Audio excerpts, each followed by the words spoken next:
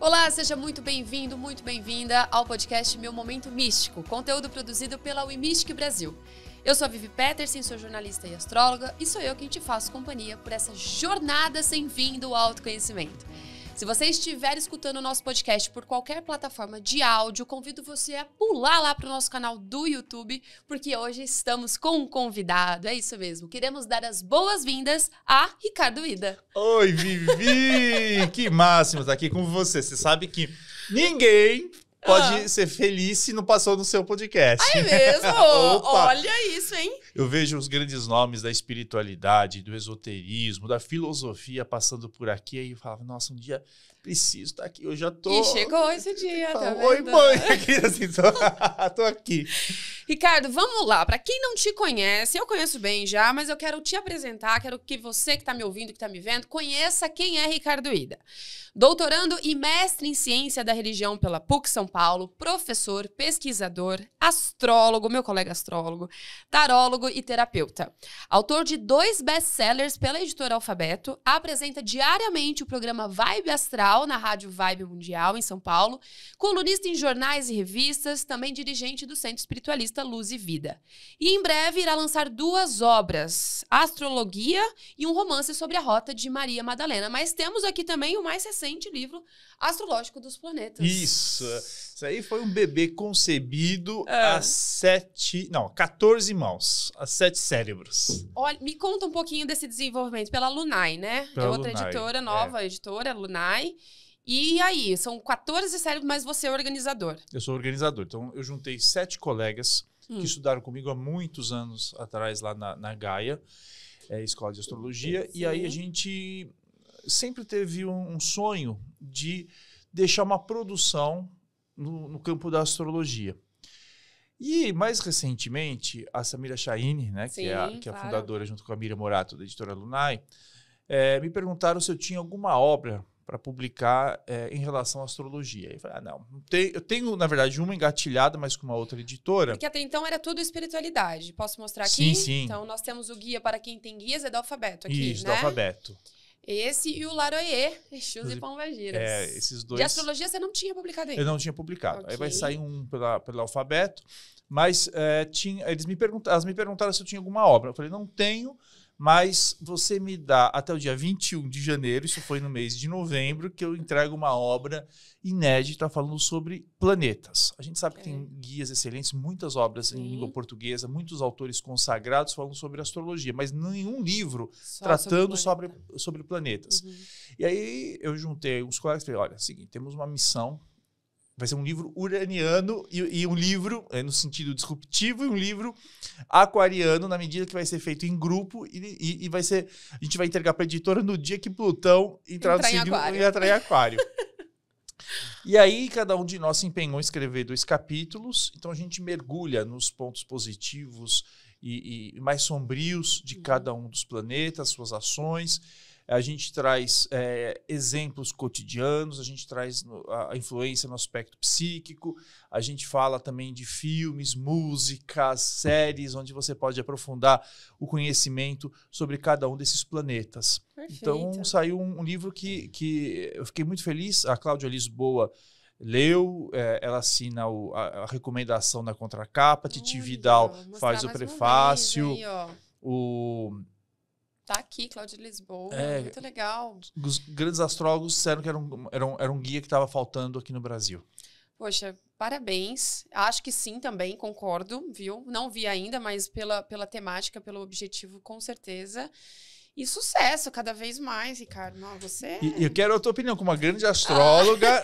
Depois você me fala, até porque sempre é bom. Com certeza, com certeza. Ter os grandes nomes aí. E fez o maior sucesso, né? Tô vendo nas redes sociais, tá o maior sucesso esse livro. Tá livro. vendendo bastante, viu? Muito legal. Muito, muito. Nós estivemos em BH agora, lançando também um livro, uma aceitação gigante. Muito bom. Ricardo, vamos começar do início. O que te fez entrar por essa jornada da ciência da religião? O que te fez explorar esse universo, né? Porque eu acredito que seja um universo. Sim, então, sim. assim, de onde veio esse ímpeto, assim, de quero entender mais, quero vivenciar isso? Me conta um pouquinho. Bom, eu nasci numa casa espiritualista, numa casa em que o universo da religião, sempre foi muito presente, muito forte, muito intenso. Tive experiências mediúnicas desde cedo, que obrigam meus pais a frequentar com disciplina e centros espíritas para poder ajudar a entender melhor o fenômeno. Depois, no início da adolescência, eu tomei contato com a obra do Luiz Antônio Gasparetto, que tinha um espaço que era a 500 metros da casa dos meus pais. Então, tornei-me um aluno do Gasparetto por muitos anos. Até recentemente eu mudei de casa e está atrás do antigo espaço dele, também em Ipiranga. Então, tem essa ligação, dou aula lá na plataforma também do Gasparetto Play.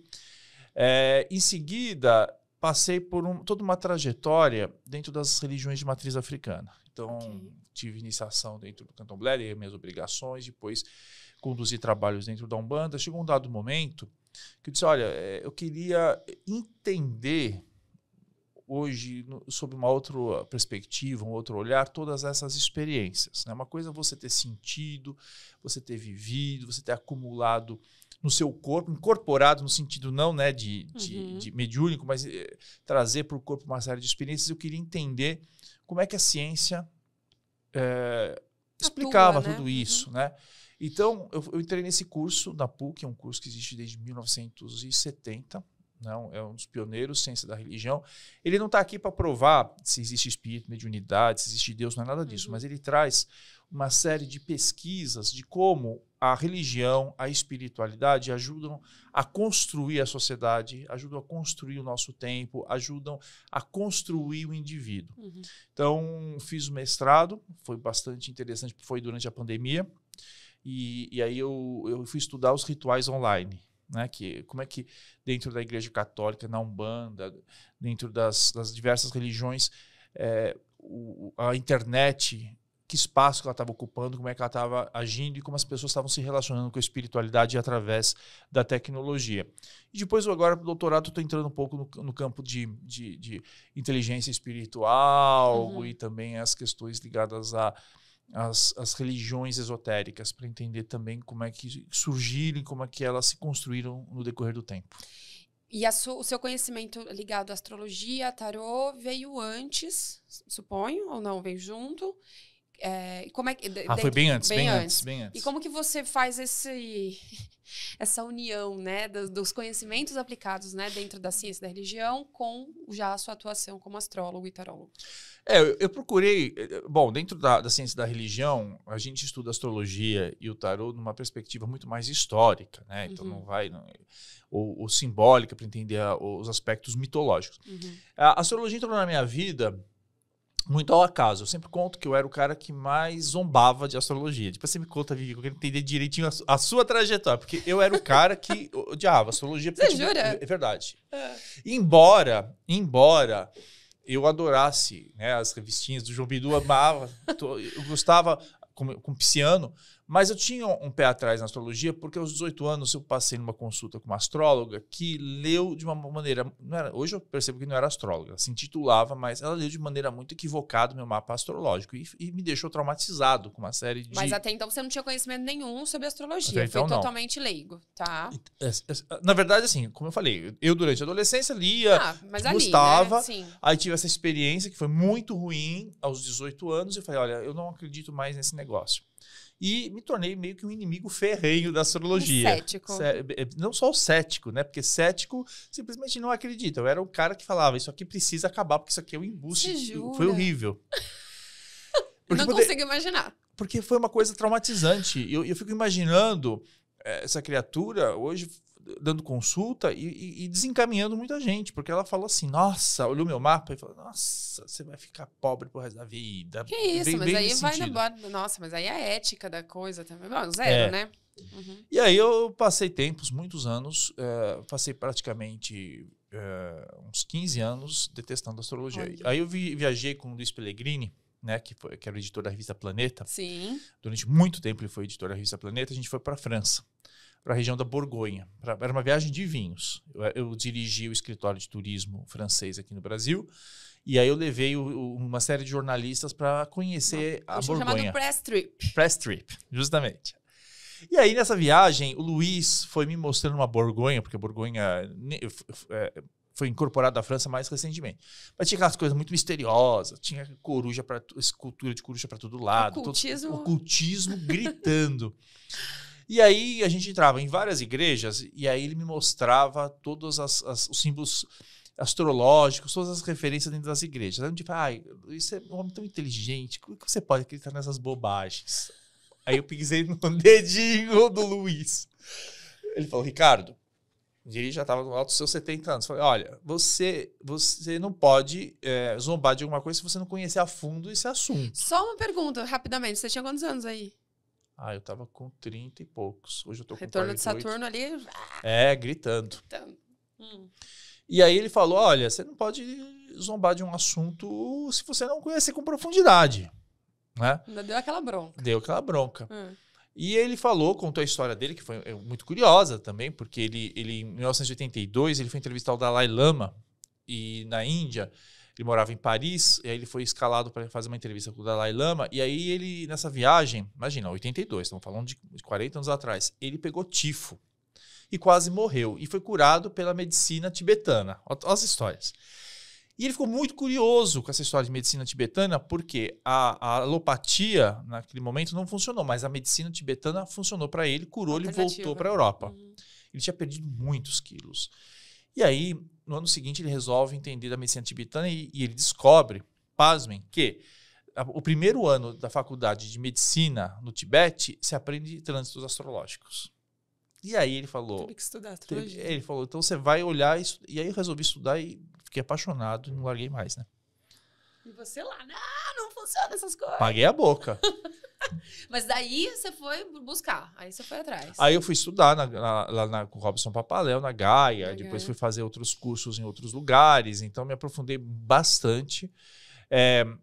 Tem uma literatura, aí eu viajava bastante para a França, e a França tinha uma produção, André Barbeau, né, um dos maiores astrólogos, tinha uma série de obras lá que não estavam em português, acabei me aprofundando bastante nesses estudos, e na verdade, eu até pensei, quando entrei na PUC, de trazer o estudo da astrologia na questão da ciência da religião, mas aí eu falei, não é chegado o momento ainda, deixa eu...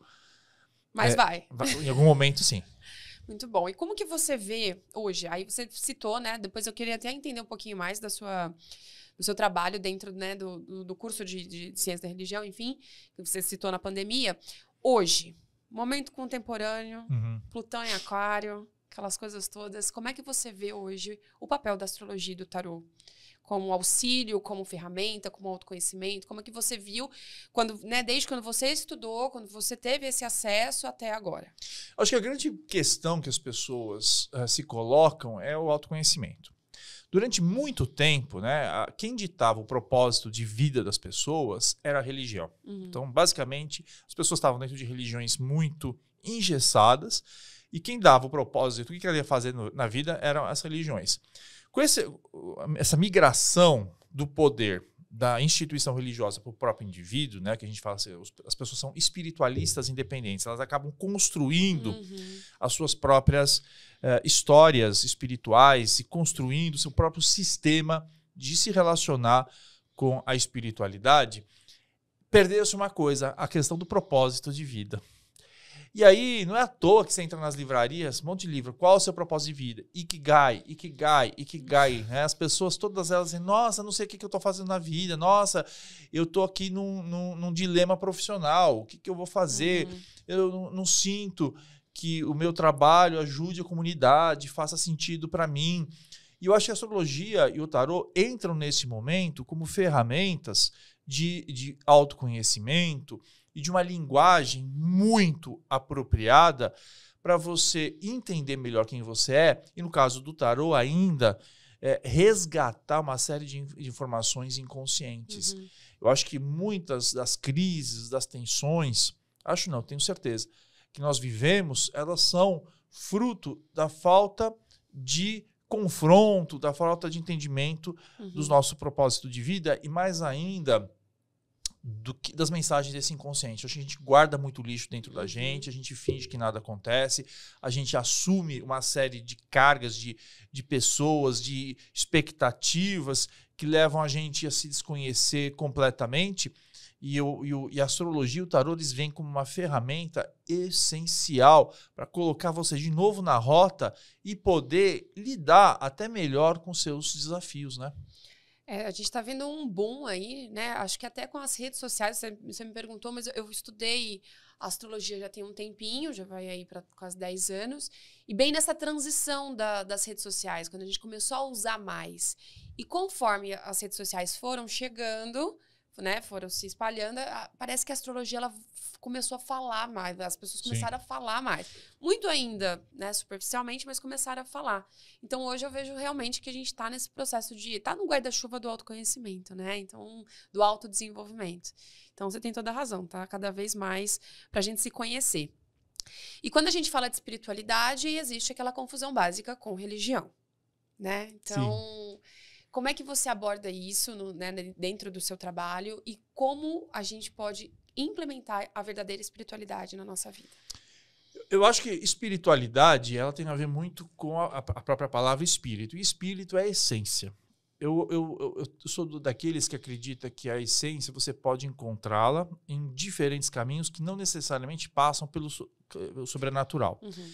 Então, você pode ser uma pessoa espiritualista e viver a tua espiritualidade dentro do campo da arte, na minha opinião. Você pode ser um cara espiritualista e viver o teu lado espiritual dentro do esporte. Você pode viver até dentro da tua profissão. Eu acho que você tem lá gente muito comprometida com o bem-estar do ser humano, com causas, e que vive a sua espiritualidade e expressam essa essência através de atividades as mais diferentes possíveis. Atualmente, a gente entende a espiritualidade como sendo um campo que vai além da religião. Então, as pessoas usaram muito esse rótulo, a espiritualidade é o conteúdo da garrafa e a religião é a garrafa, né? Eu acho que espiritualidade ela é a forma de você se relacionar com o teu eu e também, muitas vezes, com aquilo que vai além de você, aquilo que não pode ser explicado hoje pela ciência. Eu acho que em algum momento a ciência consegue explicar tudo, mas não está muito longe ainda da ciência ter esse tipo de ferramenta. Então, espiritualidade é a vivência do espírito, a vivência da essência e uma forma de você lidar com o universo invisível. Religião, para mim, é uma instituição, né? Uhum. As religiões elas foram construídas. Antes da gente entrar aqui falando no estúdio, eu, enquanto cientista da religião, eu digo, toda religião é construção humana. Não existe religião revelada. Você pode ter grandes mestres, concordo, que trouxeram uma mensagem. Mensagens que transformariam a humanidade. Concordo. Mas daí falar que a religião em si foi revelada, não foi. Você pode ter tido fundamentos revelados, canalizados, né, que você foi inspirado, não importa. Mas é um humano, né? Como você vai aplicar isso vai levar muito em conta o lugar onde você nasceu, a época que você nasceu, os teus valores, a tua linguagem. Então, não tem como você falar... Por exemplo, a palavra religião é muito engraçada porque ela não existe em muitas culturas. Por quê? Porque quando você vai, por exemplo, no hinduísmo, não havia uma palavra equivalente à religião no hinduísmo. Porque, às vezes, as pessoas até usam, né, de forma também muito errada, falam assim, religião é religar. Né? As pessoas falam, a origem... Não. Religar é uma expressão que surgiu na Idade Média, portanto, muito tempo depois, para falar de um momento que é cristão. Por quê? Porque você fala que você religa porque houve um desligamento. Então, para o cristão, né, no geral, o judaico-cristão, o que aconteceu? Tinha Adão e Eva. Brigaram lá com Deus, no sentido de ter comido a maçã, e aí houve a desconexão, né? Cortaram essa ligação, e aí... Para a tradição judaico-cristã, você precisa se reconectar. Para as tradições asiáticas, você nunca se desconectou. Então não existe essa questão de você se religar, sendo que você é a expressão dessa divindade. Você é, simplesmente. Simplesmente. Então, falar de religião para muita gente, no hinduísmo, no budismo e várias tradições, temos 5 mil religiões para os indígenas mesmo, diferentes tribos indígenas, diferentes tribos na África, não existia essa palavra, porque o que eles tinham, o culto aos deuses, o culto aos mortos, não estava separada dos outros aspectos da vida. né? Então isso você já nascia e você era, sei lá, na África, ele nasceu em Ejibô, você já era filho de Oxaguiá, né? Tipo, e isso tudo, todos os tabus já estavam impregnados, não tinha essa parte como hoje a gente tem, ó, isso aqui é religião, isso aqui é seu time de futebol, esse aqui é a sua formação. Não, a religião já estava mesclada, né? Então, eu entendo que é uma instituição construída pelas homens e mulheres. E você acha que a gente está longe de ter uma vida mais espiritual independente de religiões? Ou você acha que a gente está num caminho? Eu acho que a religião sempre vai existir. Eu tinha uma época, antes de entrar na ciência da religião, que eu falava, haverá um momento que não haverá mais religião no mundo. Hoje eu discordo frontalmente. O que você pode substituir, você pode criar religiões. Você tem religiões malucas, né? Você tem a religião, hoje a religião do espaguete voador. Quer dizer, Não, é sério. Ai, gente, eu ouvi isso. Eu falei, não é possível. É uma religião, na verdade, uma religião para zombar das religiões. Mas não deixa de ser, né? Mas não deixa de ser. Você tem o maradonismo. Tem gente que cultua a Maradona como uma divindade na Argentina, com templo, ritual. Então, a religião cumpre determinadas funções, né? Ela cumpre uma função de você ter um pertencimento. Então, eu sei que as pessoas estão cada vez mais independentes, mas em algum momento elas buscam, de novo, a reintegração. E a volta do fundamentalismo religioso, ela não é um fenômeno maluco. Ela faz sentido no momento em que as pessoas perderam, durante muito tempo, o sentido de identidade. Então, os nossos pais, os nossos avós, eles eram fulano de tal, filho de não sei quem, ou trabalharam 50 anos na mesma empresa, então fulano era o João da Volkswagen, não é? Com certeza. As nossas gerações já começaram a perder essa questão de identidade. Aí você tem grupos identitários que começaram a reafirmar grupos LGBTQIA+, etc. Mas você tem um grupo que não tem. E aí esses grupos procuraram se juntar em grupos religiosos para poder pertencer. Ter um sentimento de pertencimento. Então, faz total sentido. Eu não acho que a religião vai desaparecer. Acho que ela pode assumir novas perspectivas, novas carinhas de acordo com o tempo. E aí você tem, né, um centro espiritualista e é uma responsabilidade muito grande, né, Ricardo? Muito dirigir. grande. E como é que é essa experiência? Como que chegou para você essa missão? Bom, na verdade, eu trabalhava durante muito tempo como médium da Umbanda, dentro de um dos maiores terreiros também do país, o Templo Guaraci, o Templo Guaraci do Brasil, do pai Carlos Buber, a quem eu tenho muita gratidão, muito amor.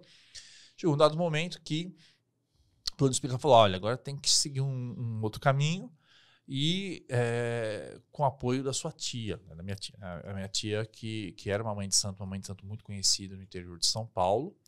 E aí eu fui conduzir esses trabalhos. Então, a gente está comemorando agora em 2024 10 anos do CELV, Centro Espiritualista Luz e Vida. Ele veio com uma proposta muito nova, né? Então, a gente tem muito estudo de magia, muito estudo de oráculos, a gente tem um estudo de fitoterapia, fitoenergética, a gente Você tem uma acabou formação... trazendo outros elementos que fogem dessa questão da tradicional. Tradicional, sim. Tradicional. E aí, a gente tem sim, o trabalho de desenvolvimento mediúnico também, mas o importante, eu sempre falo, é que as pessoas elas sejam muito independentes, que elas nunca dependam de um pai de santo, que elas nunca dependam de um pastor, que elas nunca dependam, elas podem formar partes de grupos, mas elas não podem seguir gurus, nenhum tipo de guru. Então, o trabalho vai muito nessa linha. E aí você está completando 10 anos agora, e o que você aconselha para quem está começando agora? Até peço isso, exatamente, porque é uma jornada, como a gente estava falando também nos bastidores, acaba sendo uma jornada para quem está se descobrindo agora nessa espiritualidade. Qual que é o conselho que você dá? Eu vou buscar uma referência que não tem nada a ver com espiritualidade, que é a Costanza Pascolato. Total, diferente. Quem não conhece, né? Costanza Pascolato é uma senhora de 80 anos, finíssima, foi referência na moda durante muitos anos, ela tem uns livros, e ela diz assim, olha, ela sempre foi uma rebelde em termos de etiqueta. E ela diz, olha, só que a gente só pode quebrar regras de etiqueta a partir do momento que a gente conhece muito bem essas regras. Então a gente sabe quando quebrar, por que quebrar. Sim. Então, tem momentos, é claro, que senão... Você tem um sistema de normas, esse sistema de normas ele ajuda você a se posicionar no mundo, a se relacionar com outras pessoas. Esse sistema de normas também vai mudando na medida em que os papéis sociais dos homens, mulheres também vão mudando. E aí, em algum momento você vai precisar quebrar a regra, mas você só pode quebrar quando você conhece bem. Então, quando você está entrando desbravando um sistema religioso, na minha opinião, eu diria, não comece sozinho. Perfeito. Entre dentro de uma organização, sabendo que essa organização muito possivelmente vai ser temporária, mas a partir daquilo você tem uma referência até para poder depois discordar. Existe uma metodologia para você viver, entender um sistema, aquele sistema, e depois observar se isso faz sentido ou não, avaliar e saber se você vai partir para um outro ou não. O pai da ciência da religião é um alemão que dizia assim: se você só conhece a sua religião, então você não conhece nenhuma religião, nem a sua. Então, qual é a ideia? Primeiro, você precisa ter um sistema de referência para depois comparar com outro sistema. A partir daí, você pode trilhar um caminho livre, mas tendo uma base. Tendo um direcionamento, né? Sabendo aquela velha história de Alice no País das Maravilhas, né? Se você não sabe para qual caminho você quer, qualquer um serve, E você né? tem que saber de onde você está saindo. Exatamente, com certeza. E vamos voltar um pouquinho para astrologia, então. A gente está gravando esse episódio depois do Ano Novo Astrológico. Temos aí um céu em Áries. E eu quero ter a oportunidade de te perguntar, ainda dá tempo de perguntar como que vai ser esse ano. O que você acha? Eu acho um ano de bastante rupturas, né? Bastante mudanças, um ano que tem possibilidades muito grandes, no caso do Brasil, para desenvolvimento da economia. Estamos gravando agora no mês de abril. Acho que nós temos ainda tensões no mês de abril e depois no mês de junho relacionados à tecnologia. Quando eu fiz as previsões do Ano Novo Astrológico, mesmo lá na Mystic Fair do ano passado, eu falei, olha, vai ter treta aí relacionada a empresas e internet. Tá tudo gravado. Ah lá. E tá acontecendo já com essa história do Elon Musk. Mas eu acho que pode ser mais além, né? Por conta dessa conjunção agora que a gente vai ter de touro de Júpiter com Urano. E mais para frente, Urano com Marte. Então, eu não descartaria problemas relacionados à economia, esse ano, tecnologia. Não descartaria de verdade, principalmente no mês de junho e julho, problemas tecnológicos mais importantes. Né? Não estou dizendo que eu vou acabar tipo, lá com o filme da Julia Roberts, né? Ah, e aquele da Netflix, né? Eu esqueci o nome, mas sei qual que é. Da Pani, né? Da Pani. Não acho que seja nesse sentido, mas acho que ele precisa tomar bastante atenção. A economia do Brasil, do ponto de vista, olhando o mapa do Brasil no Ano Novo Astrológico, ele traz uma melhora importante na economia, mas eu acho que também muda algumas tensões bastante importantes com o presidente Lula entre setembro e janeiro. E eu acho que o presidente muda a postura dele a partir de janeiro em relação... Ele está muito ainda... paz e amor, tentando controlar, unir o país. Tá bem libriano, né? O escorpiano. Tá muito libriano. E eu tá acho muito ali, diplomático, né? Eu acho que ele vai chutar esse papel para bem longe e assumir uma postura um pouco mais drástica em relação, inclusive, às negociações políticas. Eu acho que tem um ano de aprofundamento de tensões relativas às questões de guerra, sim. Mais um ano que, assim, eu não acho que ninguém vai passar ileso no sentido de mudanças importantes. Eu acho que sejam mudanças no campo religioso, espiritual, no campo dos relacionamentos, na área de campos profissionais. Esse não é um ano, em absoluto, de jeito nenhum, pensar em estabilidade. E eu acho que é uma preparação mais importante para 25 e 26, né? Que tem aí, eu acho que... Olha... A gente, né, astrólogo, você e eu e os astrólogos, a gente tinha uma preocupação desde 2014 com 2020. Com 2020, a grande conjunção. Todo mundo falava, vai acontecer alguma coisa. A gente imaginava até OVNIs descendo na nossa casa, batendo na porta. Nunca, jamais uma pandemia. Não, mas você sabe que uma coisa me levou à data limite, né? Chico Xavier. Chico Xavier. Então, inclusive, a gente até trouxe o Geraldinho. Não, Juliano Posetti. Ah, de Posetti. Então, a gente até conversou sobre isso. Então, assim, tinha uma coisa ali no mundo espiritual relacionada a isso. Aí vinha a grande conjunção. Algo vai ter. Mas, eu não sei você, mas eu imaginava qualquer outra coisa menos pandemia. O André Barbeau, ele tem um livro de 2011 que ele fala de pandemia. Né? Ele é um astrólogo que revolucionou a astrologia francesa. Ele falava, mas a gente não botava muita fé, não, porque achava... Imagina, gente. E se cumpriu. E agora, eu acho que a gente tem, os astrólogos, uma preocupação entre 25 e 27. 25 né? e 27. Primeiro com Urano entrando em Gêmeos. Sim. Então, a gente tem isso aí, uma mudança importantíssima na área de comunicações. Então, você tem... Outro dia foi no podcast Paranormal Experience, aí eles fizeram um recorte, descontextualizaram o guru do Himalaia. Mas, assim, é possível, para quem acredita em ufologia, aí sim, uma comunicação, um entendimento maior com esse Urano entrando em Gêmeos? Talvez. Pode ser? Pode ser, talvez, a tal da transcomunicação espiritual, espírito falando lá através de TV. Não sei, pode ser. Agora pode ser também uma nova tecnologia fantástica, que é o que eu mais aposto, para se comunicar entre as pessoas. Um iPhone que a gente nunca pensou, sabe? Um smartphone completamente... Totalmente diferente, né? Acho Tem também. uma pegada de aquário aí junto, né? Eu acho que sim. E temos o Netuno entrando em Áries, que também eu acho que vem um salseiro do caramba. Uma catarse, não? De briga religiosa e as pessoas meio que se revoltando Sim. em termos das questões aí de fundamentalismo religioso. Então, eu acho que quem viver verá. Quem vive? A gente vai viver, então a gente vai ver. É o que você estava falando. A gente, lá em 2014, a gente já estava vendo ali 2010, a gente estava avisando aí com 2 anos de antecedência. Já grava, já compartilha, já salva. Você é um astrólogo que acredita em planeta do ano? Não. Conte-me mais sobre isso. Eu já sabia, mas eu queria... Não, mas eu respeito. Não, vamos lá. Eu tenho 2 Ricardos. Okay. Eu tenho o Ricardo esotérico, e o Ricardo esotérico acredita Onde em é seu regência. Mercúrio? O meu Mercúrio é em Aquário, da casa Tá 9. explicado, gente. Eu tenho o Sol na 10 em Peixes, e depois Mercúrio... Ascendente Gêmeos? Ascendente Gêmeos. Meu também. Então, e agora a gente vai estar com Júpiter aí, então... Eu tô contando os dias. Eu já tô começando a fechar a boca, né? Pra não engordar, melhor.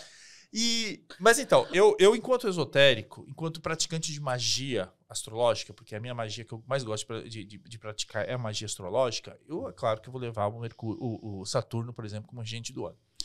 Mas quando a gente pensa em termos astrológicos, e aí você como astrólogo você também vai concordar comigo num ponto só, que é assim, astrologia é observação do céu. Sim. Né? Então você vai observar a movimentação dos astros, entender o que essa movimentação dos astros se reflete aqui para nós, humaninhos, no planeta Terra. Quando você vê a justificativa do planeta regente do ano, é uma estrela dos caldeus. Não é estrela enquanto corpo celeste, é uma estrela desenhada pelos caldeus há 4.000 anos atrás. Então você tem lá, você vai fazendo uma sequência, e essa sequência vai indicando quais são os planetas. Então, se a gente pensar em astrologia baseada em trânsito astrológico, em trânsito dos astros, você não consegue achar uma explicação. Então, Saturno, esse ano, você olha no céu, Saturno está lá em Peixes, lá coitadinho, brigando com os piscianos. Ponto.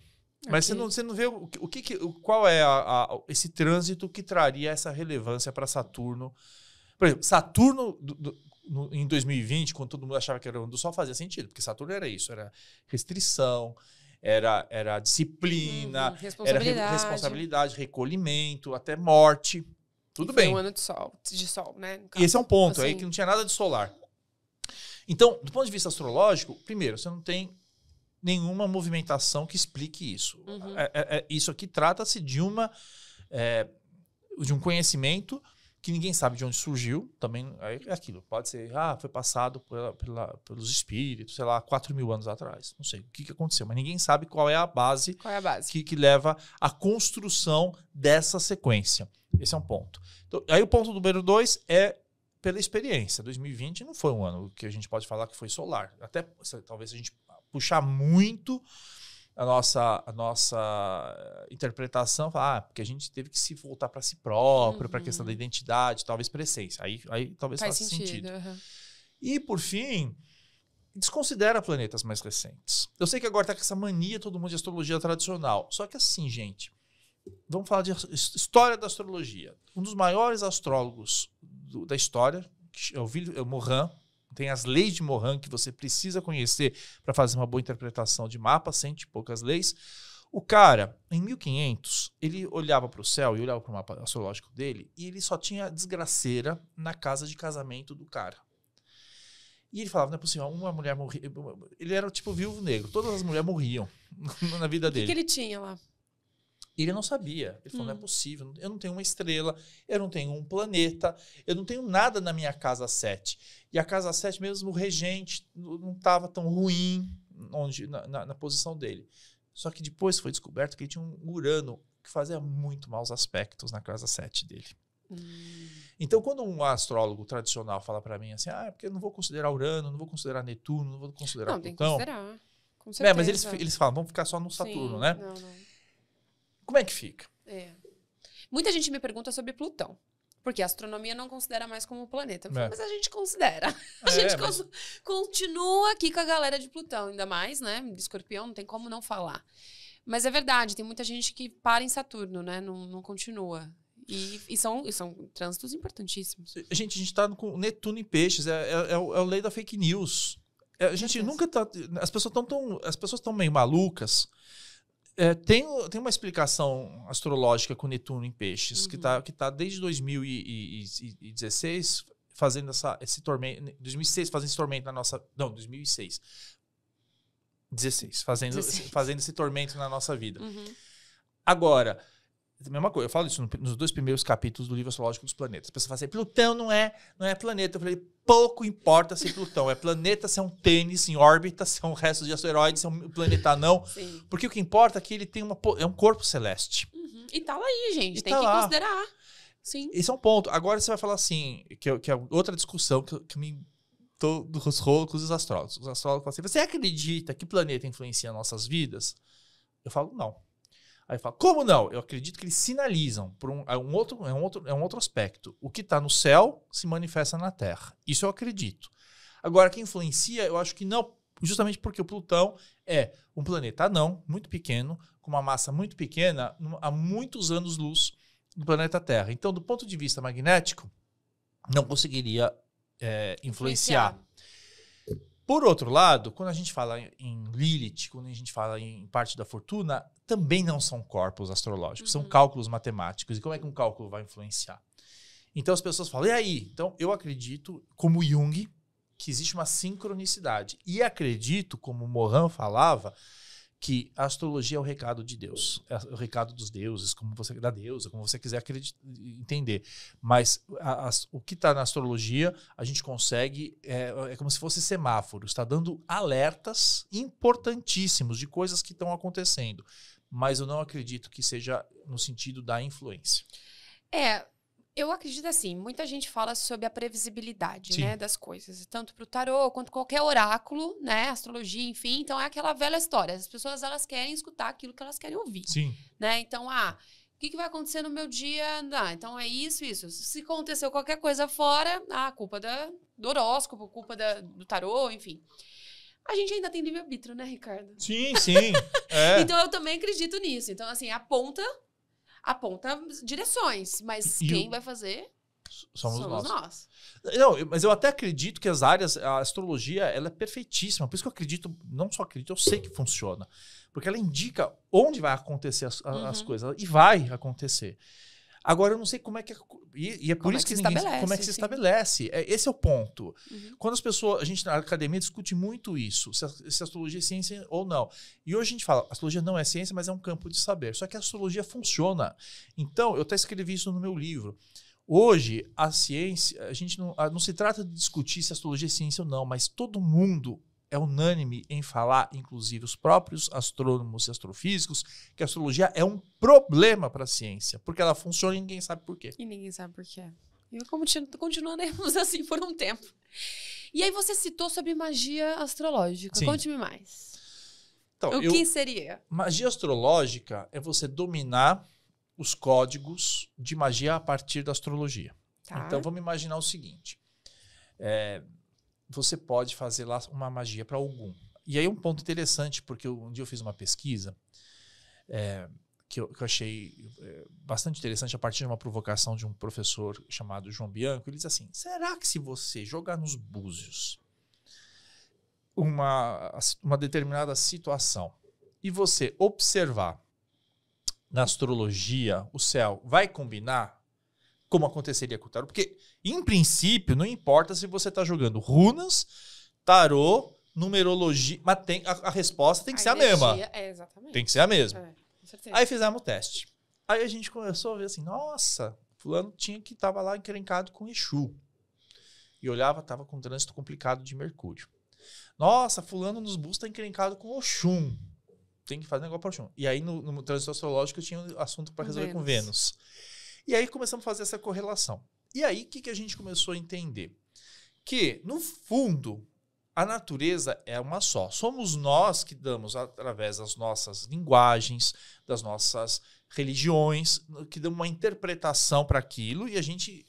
Né, o inglês, o norte-americano vai olhar para a lua e vai falar moon. Nós vamos falar lua, o francês vai falar lune. Mas continua sendo mesmo a mesma energia. Continua sendo o mesmo ente. Né, o mesmo... Então, qual foi a grande questão? Se um indivíduo precisa resolver alguma questão na vida, se ele está desalinhado com alguma energia psíquica, com alguma energia na vida dele, pouco importa qual é o nome. Isso tem que estar sendo retratado dentro dos diferentes oráculos. Portanto, se os planetas, então, a mesma energia que vibra em Vênus é a mesma que vibra em Oxum, a mesma que vibra em Mercúrio é em Exu, a mesma que vem em Ogum é em Marte, então é possível também se tratar energeticamente usando essas referências astrológicas. E na Idade Média, e os egípcios, e os mesopotâmicos, todo mundo já fazia magia para tentar reorganizar aspectos da vida a partir dessa energia planetária. Então, como é que eles faziam? Você tem lá, primeiro, a magia vai ficando forte a partir das frequências. Estamos falando de frequência, né? Estamos falando de cor é frequência, música, som é frequência, é tudo frequência. Então, você tem uma série de elementos que vibram na mesma frequência de um planeta. Aí é um cristal, aí é um dia da semana, aí é uma cor. Então, precisa resolver aí uma questão de... Você quer melhorar a tua intuição. Então, pode fazer numa lua nova, que é uma lua muito intuitiva, uma magia para a intuição? Pode. Você pode usar uma artemísia, que é uma planta consagrada para a lua? Pode. Você pode mexer com elementos, por exemplo, de prata, tudo envolvendo o elemento lunar? Você pode. Você precisa fazer uma magia para acelerar o negócio? Você pode fazer numa quarta-feira, que é dia de Mercúrio, com uma pedra, um cristal de Mercúrio, na hora de Mercúrio, com os elementos de Mercúrio. Consegue. Então, você consegue transformar o seu quadro energético a partir desses referenciais e, sobretudo, são referenciais muito antigos, que já tem uma egrégora poderosa que está sendo usada pelo menos há 3.000 anos e que funciona. Você está trazendo de uma outra vertente uma coisa que eu até me lembro bastante. Quando eu comecei a estudar astrologia, que fala sobre... A gente pode planejar a nossa vida, minimamente falando, obviamente que a gente tem, né, os imprevistos, enfim, mas mediante a isso. Então, por exemplo, vai fazer uma apresentação, você pode escolher o seu dia, então vamos fazer numa quarta-feira. Lógico. Né, dia de Mercúrio. Vamos, sei lá, tá conhecendo alguém, tá, marca numa sexta, dia de Vênus. Interessante, eu não tinha parado para analisar essa percepção de trazer elementos também. E você pode, inclusive, no seu mapa astrológico. Então, você tem um aspecto tenso no mapa astrológico, você tem sigilos que você coloca sobre o teu mapa astrológico. Agora é importante, é claro que a magia não vai mudar o teu mapa astrológico, mas a magia vai te ajudar você a lidar melhor com aquela energia. Então, aquela astróloga que me deixou com raiva aos 18 anos, por que ela falou que eu ia ser pobre? Porque eu tenho Saturno na casa 2. E a gente sabe que um Saturno na casa 2, retrógrado em Câncer. Então, é claro, é um aspecto difícil, mas é um aspecto que vai exigir disciplina para lidar com dinheiro, é um aspecto que vai exigir, né, uma dedicação. Então, eu não posso negligenciar dinheiro de jeito nenhum, porque eu tenho Saturno lá cobrando responsabilidade numa casa 2. Mas tem gente que não consegue. Eu já vi várias pessoas que têm isso, falam assim, Ricardo, eu não consigo, é maior que eu gasto, eu sou desorganizado financeiramente. Aí o que a magia vai fazer? De repente você tem aquilo, você tem um sigilo de Saturno que ajuda você a entender melhor aí você passa a ter mais consciência dessa energia na tua vida e você acaba, através do teu livre-arbítrio, mudando o teu destino. Mudando. Então, mesma coisa, as pessoas falam assim, lua cheia, lua minguante é só a lua de banimento. Depende. Eu nasci numa lua minguante.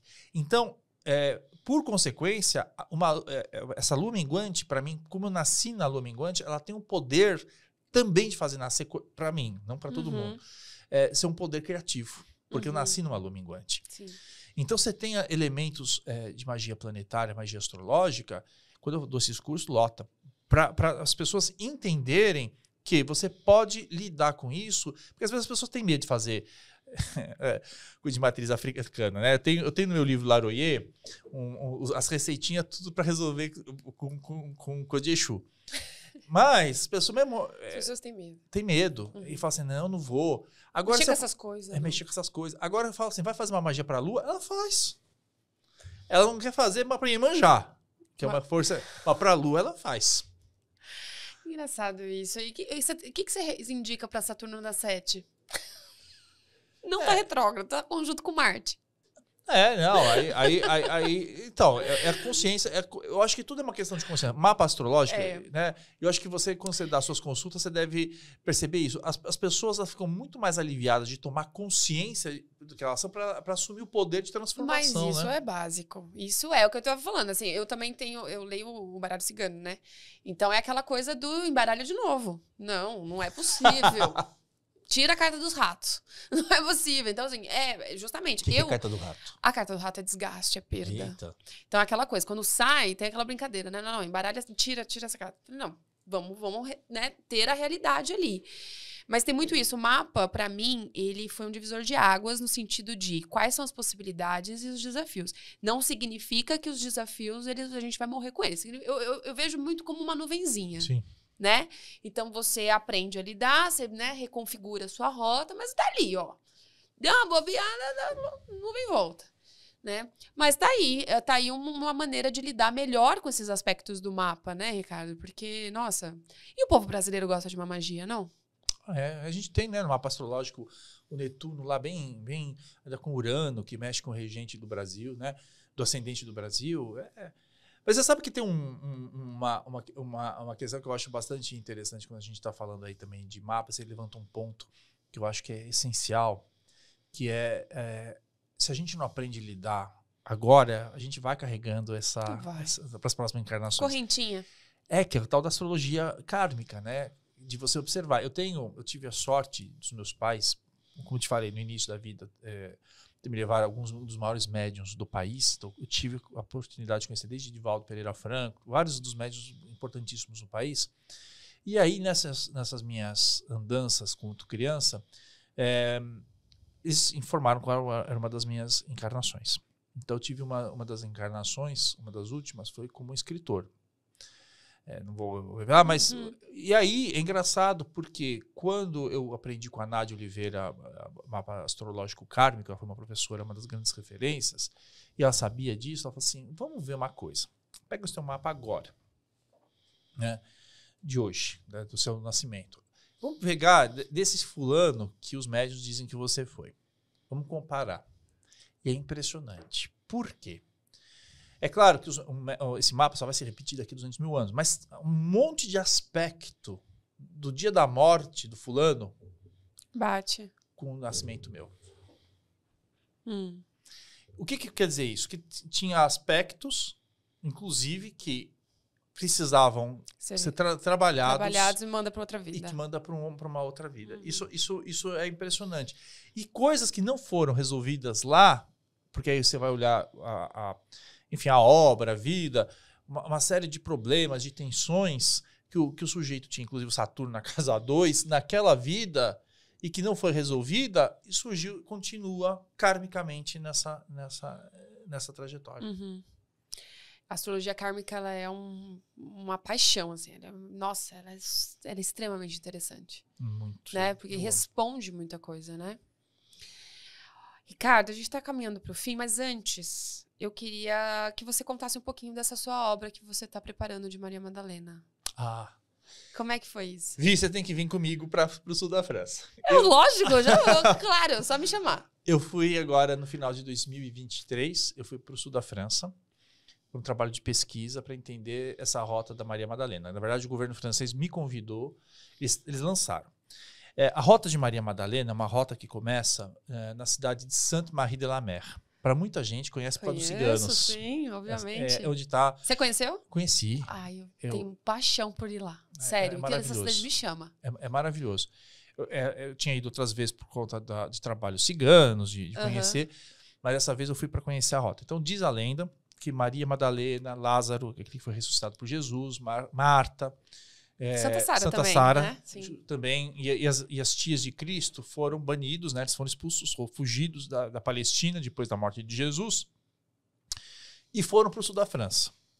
E por que o sul da França? Porque Marsella, né, a capital de onde surgiu o nome do tarô de Marsella, era um dos maiores portos do Mediterrâneo. E tinha hoje a gente tem 2 voos semanais, lá tinha 2 embarcações que chegavam da Palestina, de Jaffa, por semana, lá no sul da França, em Marsella.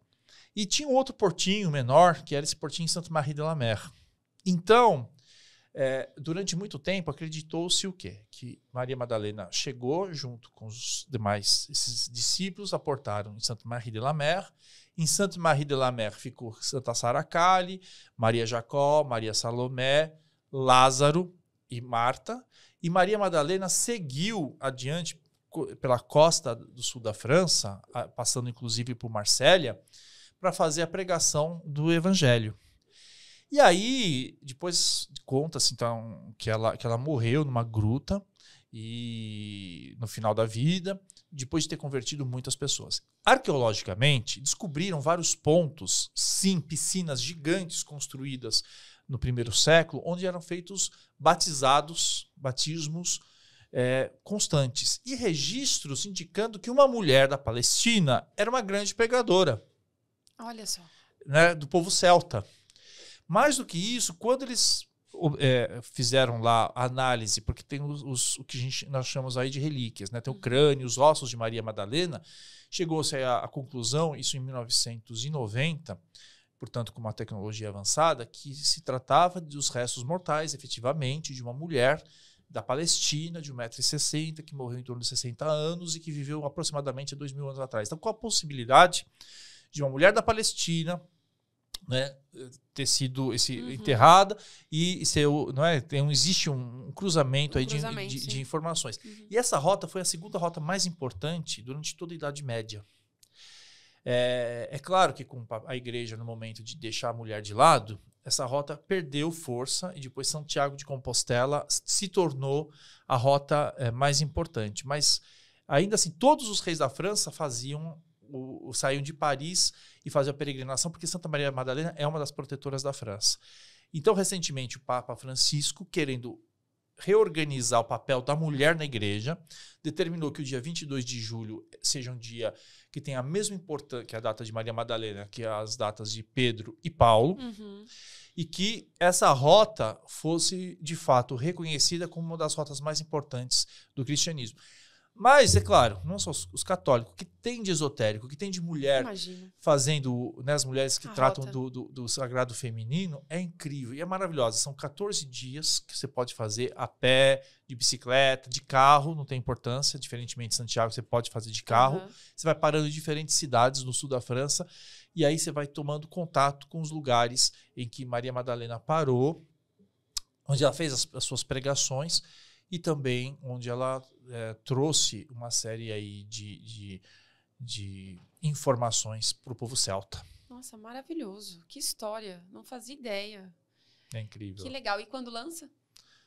Aí tá com a editora. Não, porque, não, eu nem vou falar, porque eu tô atrasado para entregar. Não, mas esse ano ainda. Eu espero. Estamos aí, nos próximos meses, então. Eles queriam. E Santa Sara ficou em Saint-Marie, né? Ficou em Saint-Marie. Né, se tornando a padroeira do povo cigano. Do povo cigano. E é maravilhosa a festa. Assim, são dias, né? São 2 dias. Em maio. Então, 24 e 25 e 25 de maio. Você foi? Já fui. É uma coisa impressionante. É mesmo? É assim, uma energia doidíssima. Que legal. Ricardo, foi ótimo essa conversa. Volte mais vezes. Nossa, é um prazer. Você sabe que eu sou fã seu, né? Você é um querido. Então, guia para quem tem guias aí, quem tá precisando de uma ajudinha no desenvolvimento espiritual, desmistificando a Umbanda. Temos Laroyer. Muita gente veio te questionar sobre Laroyer, não? Você sabe que eu pensei que eu ia apanhar? E não apanhei ninguém. Verdade. Porque Não, acho que não tem, não tem. Hoje em dia o pessoal tá mais aberto. Não, eu sou aberto, também tem bons advogados. Intolerância religiosa é crime. E o livro astrológico dos planetas, o recém-lançado aí pela Lunai, fica a dica pra quem é astrólogo, gosta de astrologia, né? Então, assim, e pra quem não entende nada de astrologia, é um caminho bem bonito. É isso. É uma declaração de amor ao céu. Olha aí. E é com isso que a gente finaliza. Ricardo, muito obrigada. Deixa o seu Instagram para as pessoas. É ricardoida.oficial. E quem é de São Paulo pode acompanhar você todo dia, né? Na Vibe Mundial. Às 9 horas pela rádio ou pelo YouTube. Muito bem, muito obrigada, viu? Beijo, Vi. E a gente vai ficando por aqui. Semana que vem tem mais episódio especial inédito aqui no Meu Momento Místico. Um grande beijo, um grande abraço e até lá.